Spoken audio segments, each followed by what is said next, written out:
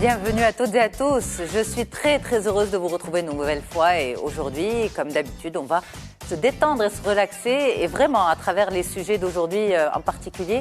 Et d'ailleurs, c'est ce qui motive et c'est ce qui, on va dire, encourage chaque semaine notre rencontre. C'est avant tout ça, se sentir mieux à travers des discussions, à travers des thématiques. Alors aujourd'hui justement, et si on arrêtait de se juger et de juger les autres, on va voir si c'est possible et surtout qu'est-ce qu'on peut en tirer comme bénéfice. Ça, c'est vraiment dans quelques instants avec Asma Chawki. Et puis, juste après, on va parler de parentalité avec Maysouna Rahmouni. Bien-être et bien grandir ensemble, grandir avec ses enfants.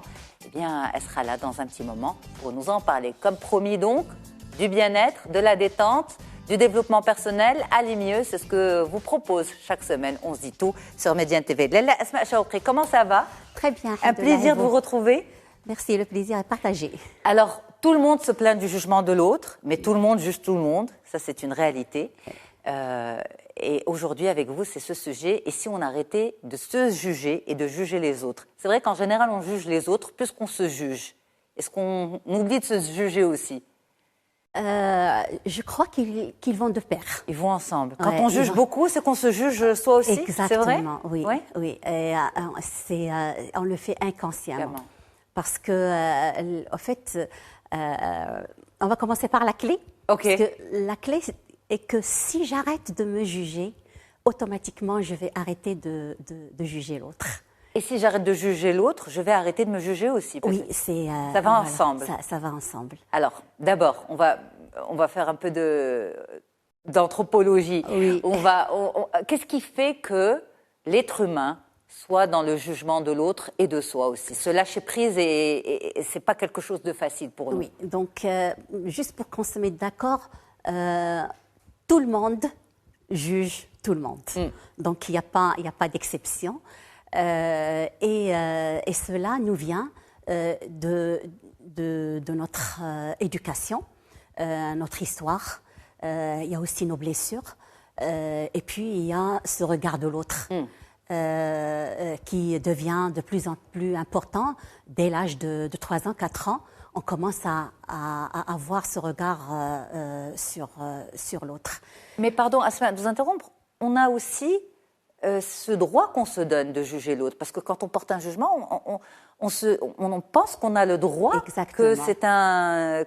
C'est quelque chose de tout à fait normal. Normal, j'ai le droit de juger l'autre, d'avoir une opinion sur la vie de l'autre, sur le comportement de l'autre, sur les choix de l'autre. C'est mon droit d'avoir une opinion. En fait, avoir des opinions, juger, ça peut sembler normal parce que ça nous permet de forger notre identité. Et c'est tout à fait normal. Ça devient problématique quand je commence à utiliser le jugement pour rabaisser l'autre, pour le dénigrer, pour démontrer que moi, je suis mieux que ce qu'il fait, je sais mieux faire, je comprends mieux, etc. Et quand j'utilise ce jugement comme c'est comme une cachette, je vais me cacher derrière ce jugement. Ça va me permettre du plaisir. Il y a des gens qui vont, de plus en plus, ils vont juger, ils vont sentir du plaisir, ils vont sentir de l'estime de soi. C'est-à-dire que ils vont se nourrir à travers... Voilà, je vais me nourrir, je vais avoir ma valeur à travers la critique et le jugement de l'autre. Et c'est à ce moment-là que ça devient vraiment problématique. C'est toxique pour les autres. C'est toxique pour les autres et c'est toxique pour moi parce que quand je juge, je vais dégager une énergie négative. Et quand je dégage une énergie négative autour de moi, ça me revient aussi. Ça me revient. Est-ce que quand vous avez ces personnes justement qui sont très dures avec les autres, beaucoup dans le jugement, est-ce qu'elles sont autant et aussi dures avec elles-mêmes? Est-ce que c'est le même degré ou bien... Quand on est dur avec les autres, on a tendance à être plus clément vis-à-vis de soi-même?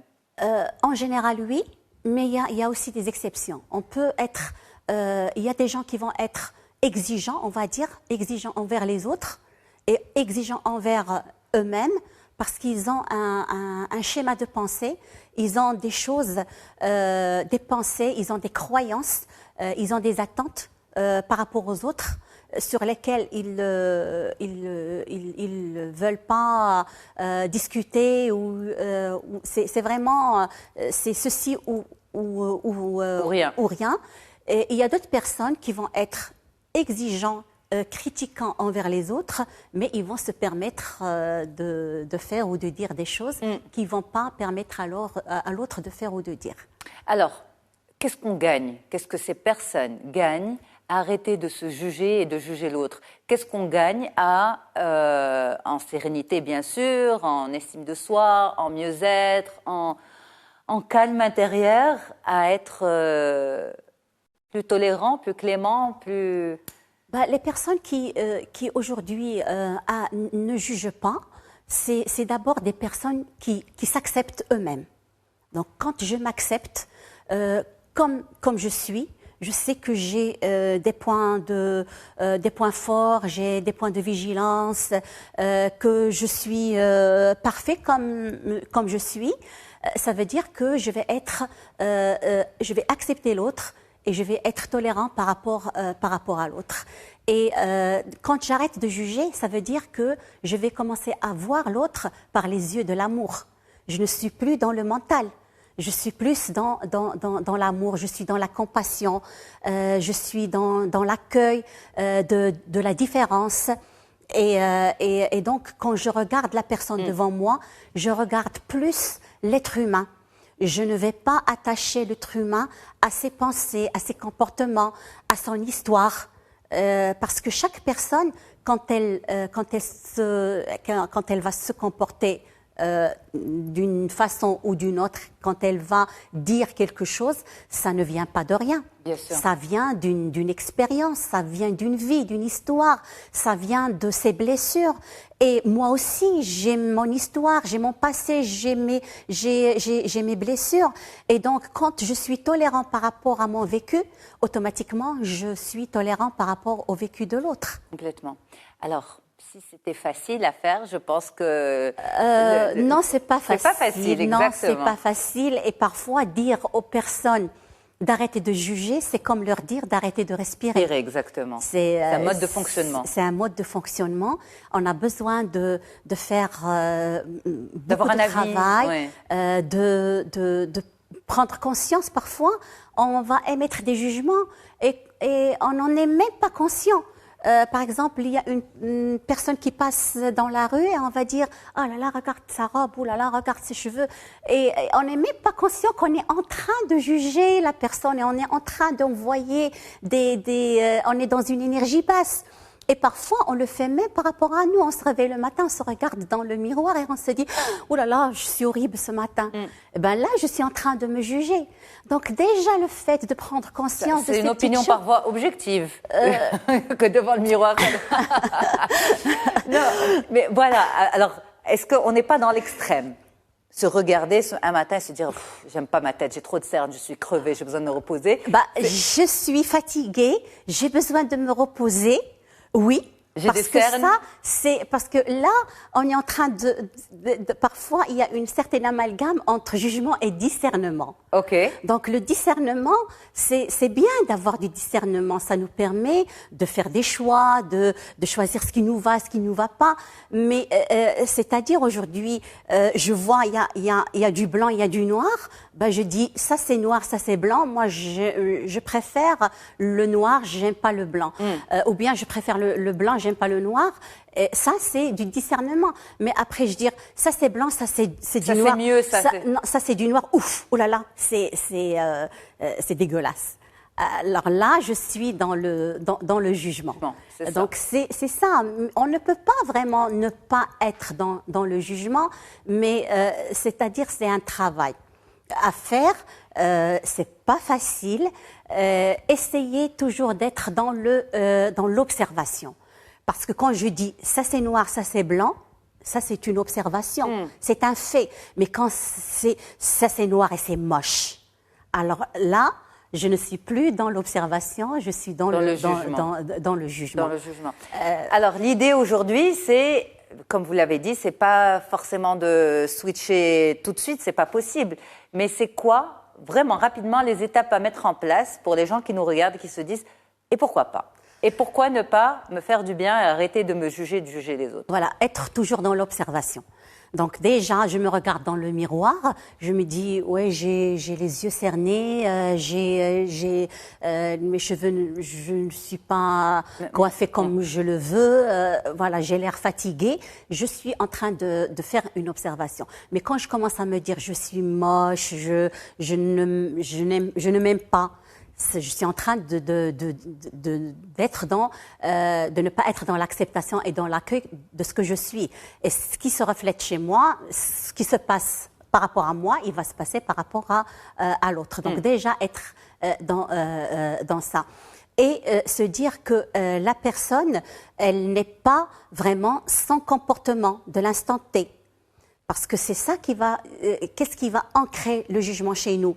C'est que quand la personne, elle fait quelque chose que moi, je n'accepte pas, que j'accueille pas, qui est différente de mes pensées ou de mes comportements, je vais lui coller cette étiquette. Et à chaque fois que je vais la voir, c'est cette étiquette-là, c'est par rapport à ça que je vais commencer à la juger. Et il y a des personnes qui vont juger des personnes de la famille, des frères, des sœurs, toute leur vie par rapport à un instant qui s'est passé à un moment T. Et donc, quand je regarde la personne, je le regarde avec ce jugement-là. Et donc, quand je regarde la personne une nouvelle fois, essayer de voir la personne, mais pas la personne avec le comportement X. Dans le contexte. Dans un contexte passé. Ça, c'est bien. Donc, mais ça aussi, ça peut aider à se défaire du jugement. Asma Chawqi, merci beaucoup d'avoir été là. Merci de nous éclairer avec ces belles pensées positives. Et dans un petit moment, moi, je retrouve mon autre invité. On va parler avec Maysoun d'accompagnement et de parentalité. Voilà, ça aussi, c'est très important. Oui. Surtout quand le premier bébé arrive. On reste ensemble pour la suite.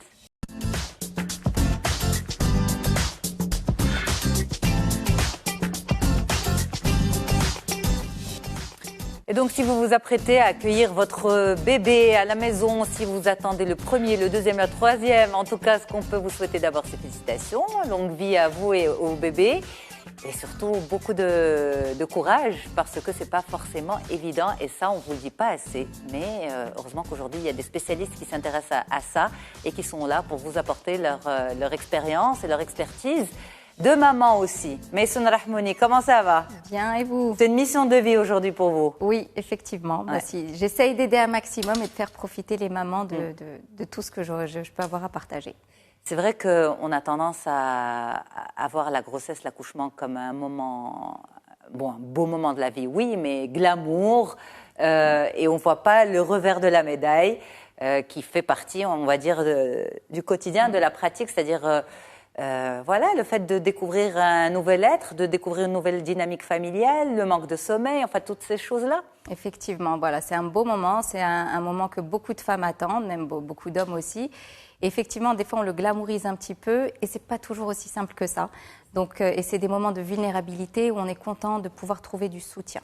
Absolument. On en a besoin. Absolument. Alors justement, bien-être et grandir ensemble, ça c'est un projet que vous avez ce week-end aussi, et que vous avez depuis très longtemps, mais ce week-end vous avez, on va dire, un événement qui tourne autour de ça. Expliquez-nous qu'est-ce que c'est.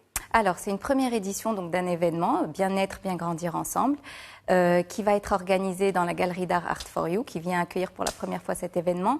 Et l'idée, c'est de créer justement un petit moment.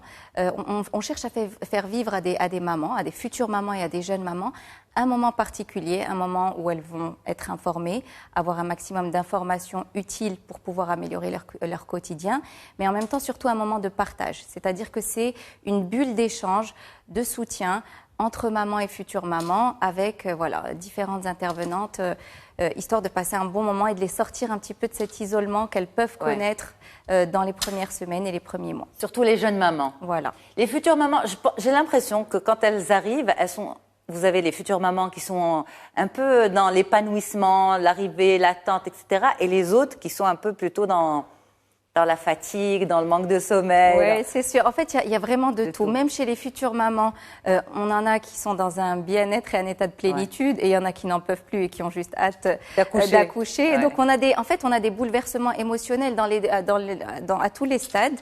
Et effectivement, par contre, les jeunes mamans, ce qui les différencie, c'est qu'elles sont dans la réalité. Et elles se rendent compte que l'adaptation nécessite une réorganisation, nécessite de l'énergie, de la patience. Donc voilà. Absolument. C'est sûr que c'est moins simple. Mais à votre avis, pourquoi on n'est pas suffisamment préparé à la vraie vie avec son bébé, à la réalité des choses? Écoutez, déjà parce que c'est vrai qu'on en parle beaucoup de manière peut-être trop glamour, en tout cas on le faisait beaucoup avant. Aujourd'hui, l'idée n'est pas de dire que c'est juste difficile, parce que oui, c'est une réadaptation, donc c'est dans ce sens-là que c'est difficile, il y a de l'inconnu, il y a une réadaptation, mais en même temps c'est quelque chose qu'on ne regrette jamais. Donc c'est quand même ce qu'il y a de plus merveilleux. Mais voilà, on n'est peut-être pas assez soutenu, ou on avait l'impression que c'était quelque chose de naturel et que c'était voilà, que c'est censé couler de source et que c'est censé se mettre en place tout seul. Et finalement, non, c'est pas le cas. Donc, on en parle plus et c'est pour le plus grand bonheur des jeunes mamans, heureusement en tout cas. Alors, quelles sont les principales demandes ou interrogations ou commentaires que vous recevez? Alors, déjà, c'est des commentaires différents en fonction de si elles sont enceintes ou pas, ou si c'est des jeunes mamans. Bien sûr, pour les futures mamans, c'est toujours comment je peux me préparer au mieux à mon accouchement, parce qu'elles veulent toutes avoir l'accouchement le plus serein possible et être outillées pour souffrir le moins possible, parce que voilà, elles en ont peur. Exact. Et les jeunes mamans, ce qui revient le plus, c'est les problématiques de sommeil. Ça, c'est la principale problématique parce qu'elle touche non seulement les mamans, mais elle touche toute la famille. Donc, quand la famille est impactée, voilà, ça devient un sujet plus urgent. Et puis après, c'est des problématiques telles que la diversification alimentaire. On veut que notre enfant mange bien. Voilà, tous les conseils par rapport à l'allaitement aussi. C'est un des sujets qui préoccupent les mamans. Voilà. Est-ce que ça change quelque chose quand on est préparé? Alors, le vivre, en soi, c'est une expérience. Oui. Avec le bon et le moins bon. Mais est-ce qu'on est plus outillé quand on est préparé? Oui, alors clairement. Quand on est préparé, déjà, on n'est pas en décalage avec la réalité. Quand on se prépare, les attentes vont être plutôt réalistes. Parce que quand on ne se prépare pas, on peut se faire tout un film de cette période. Et du coup, le fait juste d'avoir ce décalage fait qu'on le vit moins bien. Donc déjà, ça permet d'éviter ce décalage. Et puis après, surtout pour les jeunes mamans, quand elles sont bien conseillées dès le départ, elles s'évitent tout un tas de problématiques qui vont leur demander beaucoup d'énergie après, et des fois beaucoup de souffrance derrière. Et donc du coup, ça fait qu'elles sont beaucoup plus sereines à cette période. Des problématiques comme quoi, justement? Des problématiques comme des soucis d'allaitement, des complications, des douleurs. Donc quand elles font bien les choses et qu'elles savent comment mettre en place leur allaitement dès le début, elles s'évitent tout un tas de complications. Par rapport au sommeil, si elles apprennent vite à leur enfant à dormir, parce que ça peut s'apprendre et ça s'améliore, il y a un moment où on peut le faire, elles souffrent moins de problématiques de sommeil et donc du coup ont une maternité beaucoup plus épanouie et une relation avec leur enfant plus épanouissante. Donc forcément, ça impacte toute la famille. Donc voilà. Est-ce que, en général, on dit que chaque grossesse, chaque enfant est différent, mais est-ce que le premier a cette position de vraiment faire tout découvrir, faire prendre en pleine figure à sa maman, à ses parents? Oui, c'est vrai que le premier, c'est toujours particulier. Et c'est le premier, en fait, avec le premier, c'est le premier apprentissage et c'est le moment où les mamans sont les plus angoissées. Elles cherchent tellement à bien faire et elles ne savent tellement pas à quoi s'attendre que du coup, c'est souvent vécu avec beaucoup de stress, beaucoup d'angoisse, beaucoup d'anxiété, beaucoup de bonheur aussi. Et elles prennent plus de recul au fur et à mesure. Donc l'idée, c'est de les aider aussi à prendre un peu plus de recul, même quand c'est un premier. Mais bien sûr, elles ont leur expérience à vivre et elles vont apprendre comme toutes les mamans. Hein. Le bébé naît, mais c'est la maman qui naît aussi. Et on les aide à se faire confiance, à se laisser le temps de découvrir, de s'adapter, de faire des erreurs, comme toutes les mamans du monde. Alors l'accompagnement à la grossesse, à la parentalité évolue avec le temps. On avait, il y a quelques décennies, c'était des livres d'accompagnement. Ensuite, c'était Internet et les forums. Aujourd'hui, c'est carrément des rencontres physiques, comme celles que vous organisez. Quel est le plus, justement, de ce contact? Enfin, on va dire, la réponse est presque dans la question, dans ce contact humain. Écoutez, on est des êtres de contact, donc plus on est en contact, plus, vous savez comment ça se passe, plus on sécrète une certaine hormone. Hein. Il y a même un mécanisme chimique qui se met en place. Donc, ça permet déjà de se sentir mieux, de se détendre, de moins stresser. Et c'est surtout le fait d'échanger et de partager des expériences qui fait que, en nous rencontrant, on se sent mieux, on se sent rassuré, on se sent pas seul. On voit qu'il y a d'autres mamans qui le vivent. Et ça prend beaucoup plus, en tout cas, c'est beaucoup plus réel que dans les livres où on peut lire tout un tas de choses. Exactement. Et puis aujourd'hui, on a accès à tout un tas d'informations. Mais il y a tout ce côté émotionnel qui ne passe pas de la même manière quand c'est dans des livres ou des forums. Alors que quand c'est dans des cercles d'échange, ben, on a le soutien, on s'écoute, on est là, on s'aide. Et on passe aussi par toutes ces émotions et on les partage. Donc, c'est beaucoup plus fort. Est-ce que c'est important que les conjoints soient aussi impliqués dans ce type de rencontre, y assistent, écoutent les autres parler de leurs problématiques? Est-ce que ça déteint sur un couple lorsqu'on est mal préparé? Oui, clairement, c'est très très important que les conjoints soient présents. Aujourd'hui, je vois les conjoints de plus en plus présents pendant mes consultations et je suis contente. Bon, ils sont plus présents quand ça les concerne directement. Donc, par exemple, pour le sommeil, là, c'est la partie où ils sont les plus présents parce que forcément, ils sont aussi impactés, même si moins impactés peut-être que certaines mamans, mais encore une fois, ça dépend des couples. Mais clairement, ça irradie sur toute la famille. Quand on se prépare, c'est toute la famille qui est mieux préparée et toute la famille qui le vit mieux. Donc, ce serait l'idéal. En tout cas, ce premier événement est surtout dédié aux mamans parce que c'est une édition qui est faite à l'occasion de la fête des mères. Et donc, on veut récompenser les mamans en leur offrant un moment spécial. Mais les prochaines éditions, on souhaiterait avoir le couple et pas juste la maman. C'est ça. Mais dans l'absolu, pour bien être et grandir ensemble dans l'absolu, c'est pas une relation uniquement mère-bébé. Mais c'est parents. Oui, c'est une relation parent-enfant. Bien sûr, chacun a un rôle, chacun a quelque chose à apporter. Et puis, c'est une histoire de famille. La maman ne fait pas son enfant toute seule. Donc, voilà, le papa a tout son rôle à jouer, même dans ce genre de moment, clairement. Est-ce que les mamans se sentent livrées à elles-mêmes dans ce genre de situation? Beaucoup. En tout cas, chez nous, c'est encore une histoire de femmes. Beaucoup. La grossesse, l'accouchement, c'est en train d'évoluer. Mais effectivement, j'ai beaucoup de femmes qui me parlent de solitude, qui le vivent de manière plutôt seule. Bon, il y a beaucoup, peut-être c'est une histoire de perception. Mais je pense que les papas, en tout cas, ou les mamans gagneraient à avoir des papas encore plus présents. Parce qu'il y a encore cette image des anciennes générations où c'était vraiment une affaire de femmes, mais la mère était rarement seule, elle était accompagnée, elle était entourée, les maisons étaient beaucoup plus... les générations vivaient ensemble. Et donc, la mère aujourd'hui se retrouve livrée à elle-même, mais pour le conjoint, pour le père, c'est presque normal parce que c'est ce qu'il a toujours vu. Voilà, c'est ce qu'il a toujours vu et puis il s'attend à ce que ce soit naturel. Pour lui, c'est ce qu'on lui a transmis.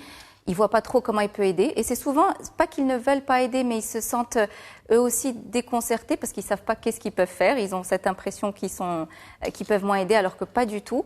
Et c'est vrai que les mamans se retrouvent plus livrées à elles-mêmes, isolées. On n'a plus autant des familles élargies qui vivent sous le même toit. Donc souvent, la maman est toute seule et voilà. Et c'est un moment où elle est vulnérable.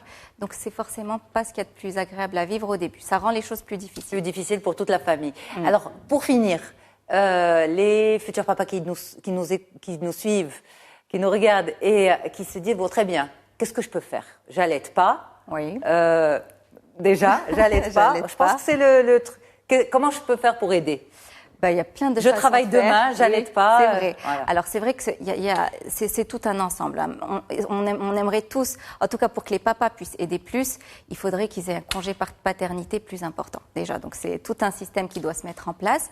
Mais même si on n'allaite pas, déjà soutenir sa femme, déjà juste par ça, par des mots gentils, par de la présence, même s'il ne fait rien, mais par de la présence. Le réalisateur me disait déjà maintenant le congé paternité est plus long. Bon, oui, c'est vrai. Oui, mais il est juste de 2 semaines. 2 semaines, c'est pas ça. Voilà, ça reste très court. Voilà, bon, on est content. C'est vrai qu'il est passé à 2 semaines et on en a parlé. C'est déjà une très bonne initiative.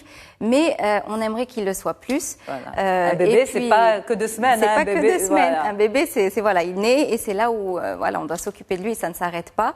Mais il peut donner le bain, il peut prendre le relais pour que la maman se repose un petit peu parce que c'est dur de s'occuper du bébé toute la journée. Donc les papas travaillent, c'est sûr, mais maman travaille à la maison avec maison. bébé. Et la nuit, et souvent, ça voilà, s'arrête elle pas. travaille 2 jours, 2 nuits. Elle n'a pas le temps de se changer, elle n'a pas le temps de prendre un bain, elle n'a pas le temps de souffler, de manger. Pour la plupart, hein, c'est comme ça à la naissance. Donc il y a plein de façons d'aider à la maison, pour la maman, de tout un tas de manières. Un sourire surtout. Voilà, un sourire, de la bienveillance. voilà, de la bienveillance, de la présence et des petits gestes, faire un repas, faire un petit quelque chose. Maysouna Rahmouni, merci infiniment d'avoir Avec été plaisir. là. Merci pour ces bons Avec grand conseils. plaisir.